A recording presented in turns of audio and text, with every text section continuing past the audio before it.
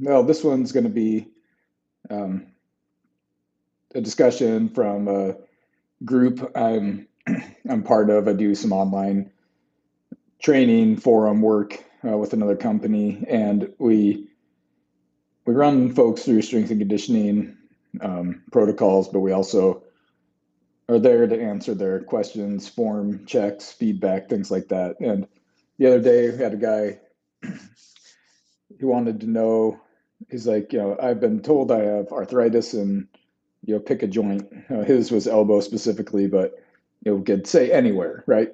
And and that there's no treatment for it is what I've been told. But what he's found stunning is that since he's joined our training group, he's been able to reintroduce exercises to his training that he had been avoiding because of some sort of problem, arthritic problem in his elbow, and and since we've been able to give him the tools to work on his diet, his sleep habits, um, his own like joint and soft tissue care, and given him training options that are scalable to where he currently is in his training, what he can do and what he can tolerate, and then have ongoing discussions with him about how to progress from from where he started. And the guy has been able to make tremendous progress on basic exercises that he had been completely avoiding. Um, so this is kind of the overlying message is arthritis is a thing that happens to people, whether it's not, whether it is or isn't problematic or symptomatic depends on a lot of other factors. But it'd be hard pressed to find somebody who is alive, past like the age of 40 that doesn't have some sort of what you would call arthritic change on imaging in one or more joints. Arthritic changes in joints do not in any way exclude you from running, jumping, lifting weights, participating in your favorite activities, any of those things.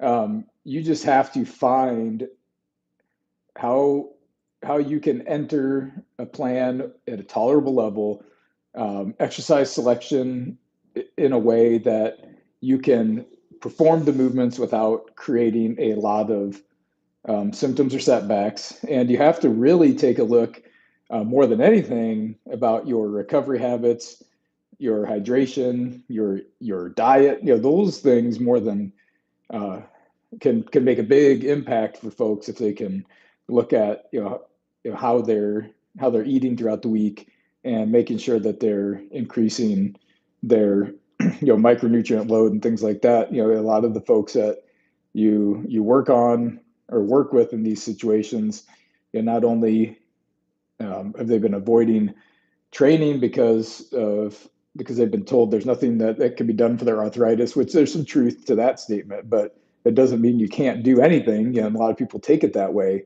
But calming symptomatic arthritic joints is it's not about taking ibuprofen or Tylenol. It's about looking at your entire lifestyle. Looking at um, pinch points in your day around how you're managing your stress, how well you're sleeping, and just simple things like increasing the amount of fruits and vegetables you're eating. Because a lot of times when we have people that have chronically symptomatic arthritic joints, you'll look at their sleep habits are crap, their diet habits are around a lot of takeout, ultra processed things, and so once we can have a adult and honest conversation about how they're treating their body, we can start making slow progress. And can we reverse arthritis? That's TBD, right? To be determined. We don't know.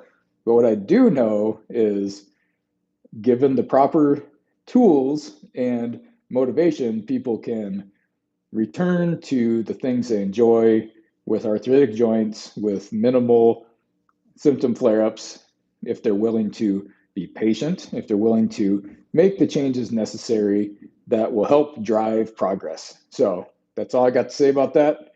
If you have arthritis in a joint, fear not. You can return to anything you want to do. There is no limitations except the ones you are putting on yourself. You just have to be able to find where to start, how to progress, and you'll get to where you want to be. It may never look exactly like it did before, but we can get you as close as possible.